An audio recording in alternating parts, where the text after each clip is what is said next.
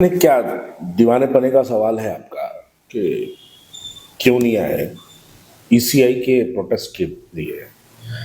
Election commission of India के पर आज जो प्रोटेस्ट हुआ जिसमें 300 अपोजिशन के एमपीज जिसमें प्रोटेस्ट करें, उसमें आपकी हैदराबाद की क़यादत कैसे प्रोटेस्ट करेंगी भाई? उनके पास खुद 7 लाख बोकस वोट्स है पूरे हैदराबाद पार्लियामेंट के अंदर। आखिर ठीक है, वो एक अपनी जगह है, लेकिन अपोजिशन प्रोटेस्ट कर रही थी। मोदी और मोदी के चाहने वाले लोग प्रोटेस्ट नहीं कर रहे थे। लोग भूल जाते हैं, थोड़े दिन पहले पार्लियामेंट में 261 एमपीज को सस्पेंड किया गया। अपोजिशन के 261 एमपीज को सस्पेंड किया गया। असदुद्दीन ओवैसी साहब को सस्पेंड नहीं करे, उन्होंने अपोजिशन में नहीं है, उनको कंसिडर मत करो। हाँ, कुछ बेवकूफा पागल सोशल मीडिया पे आके नहीं मोदी से लड़ रहे, इन्हों अच्छा लड़ते, इन्हों लड़ते, कुश्तियां इनको चाहते, टंगा भेरी इनको चाहती, ये दीवाने बातें जो करते रहते।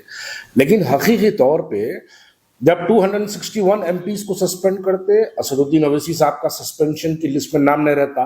आज जब 300 MPs election commission of India की ऑफिस के बाहर प्रोटेस्ट करते, पूरे हिंदुस्तान के जितने opposition political parties, every political party, सिर्फ बीजेपी की जो गवर्नमेंट आज जो फॉर्म करे हुए, जैसा कि चंद्रबाबू नायडू की गवर्नमेंट, नीतीश की गवर्नमेंट और असदुद्दीन ओवैसी साहब, ऐसे लोग बीजेपी की तारीफ में आज लोग वहां पे प्रोटेस्ट नहीं करे। आप लोग क्या लेकिन दूसरी जानिब आप लोग क्या समझते हैं, बीजेपी को जब उनके लाइक माइंडेड एमपीज की जरूरत पड़ती है, स्टडी टूर, बाहर इंटरनेशनल टूर पे भिजाने के लिए जब जरूरत पड़ती है, तो अपने लाइक माइंडेड लोगों को सेलेक्ट किया जाता है। जैसा गुलाम नबी आजाद साहब है, बीजेपी के लाइक माइंडेड है। शशि थरूर साहब है, कोई झिझक नहीं है मुझे बोलने में, शशि थरूर है, उनको भिजाने के बीजेपी लाइक माइंडेड है। असदुद्दीन ओवैसी है, बीजेपी लाइक माइंडेड है। ये लोगों को भिजाने के लिए बीजेपी इनको सेलेक्ट करती है। तो हाँ, बीजेपी जितना बोली उतना करना।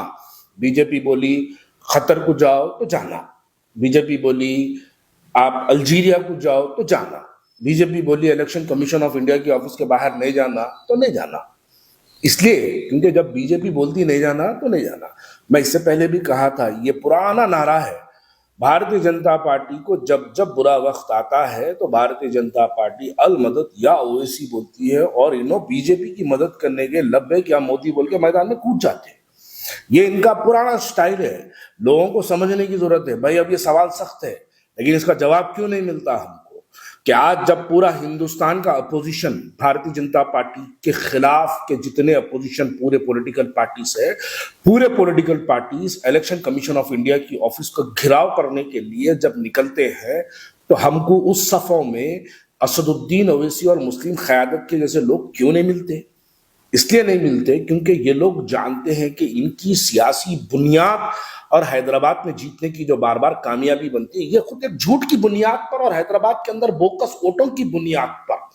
असदुद्दीन ओवैसी खुद अपने जलसों में बोलती है, हमारी माए बहनें अपने वोटों को डाल के उंगलियां छिलवा देती बोलते। ये उंगलियां कैसे छिलते मालूम है आपको? पहले लाइन मारते, फिर ले आके वाइटनर से साफ करते, फिर थिनर से साफ करते, फिर जाते, फिर वोट डालते, तब जाके छीलते। तो बरकत के वोट डालो, मेरी माँ बहनों बरकत के वोटा डालो। कौन बोलते बरकत के वोट का मतलब क्या है? Bogus votes, duplicate votes. तो जो कायद अपनी आवाम को बोकस वोटिंग की तरबियत देता, तो वो कायद बोकस वोटों के खिलाफ एहतजाज कैसा कर सकता? कोई नहीं कर सकता। तो लिहाजा ये बोलना बेकार है कि असदुद्दीन ओवैसी साहब आज प्रोटेस्ट में क्यों नहीं गए, वो यूं नहीं गए, वो यूं नहीं गए, बोलना बेकार है।